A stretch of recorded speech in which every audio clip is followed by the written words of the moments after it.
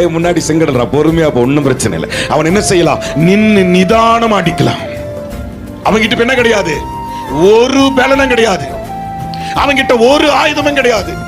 அவனிடத்துல எந்த விதமான தற்காப்பும் கிடையாது. அவனுக்கு உதவி செய்ய யாருமே கிடையாது. இந்த வனாந்திரத்துல கூப்பிட்டாலும் சத்தம் கேட்காது. இன்னையோட அவன் வாழ்க்கை முடிஞ்சது.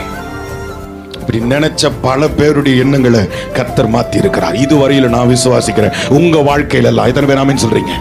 அப்படி எவ்வளவு பேர் இதுக்கு முன்னாடி உங்க வாழ்க்கையில நினைச்சிருப்பாங்க? அவ்வளவுதான். அவளுடைய பாதை அடைக்கப்பட்டது. இந்த பாதை அடைக்கப்பட்டது. பார்வோனுக்கு எப்படி இருந்துச்சுன்னா, கொஞ்சம் என்கரேஜ் கொடுத்துச்சு. உற்சாகமா வர ஆரம்பிச்சான். உற்சாகமா, அதாவது அவ்வளவுதான், இன்னைக்கு ஜெயம் நிச்சயம். யோசிங்க, நீங்க ஒரு போட்டியில கலந்து கொள்ள போறீங்க. கலந்துக்கிறதுக்கு முன்னாடி நீங்க தான் ஜெயிக்க போறீங்கன்னு கன்ஃபார்மா தெரிஞ்சுட்டா எவ்வளவு என்கரேஜா இருப்பீங்க.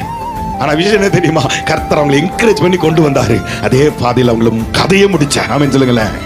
உற்சாகமா வந்தான், அப்படியே மடிந்து போனான். ஏன் நடந்ததுன்னா, இந்த ஜனத்தோடு தேவன் இருந்தார், அவனோடு தேவன் இல்லை. இந்த அடைக்கப்பட்டதே அவனை துரிதமா கொண்டு வரதுக்கு தான். எத்தனை பேர் ஆமென் சொல்றீங்க? உங்க வாசல் அடைக்கப்பட்டதே உங்க சத்துருக்கு முன்னாடி உங்களை மேன்மைப்படுத்துதான். ஹல்லேலூயா.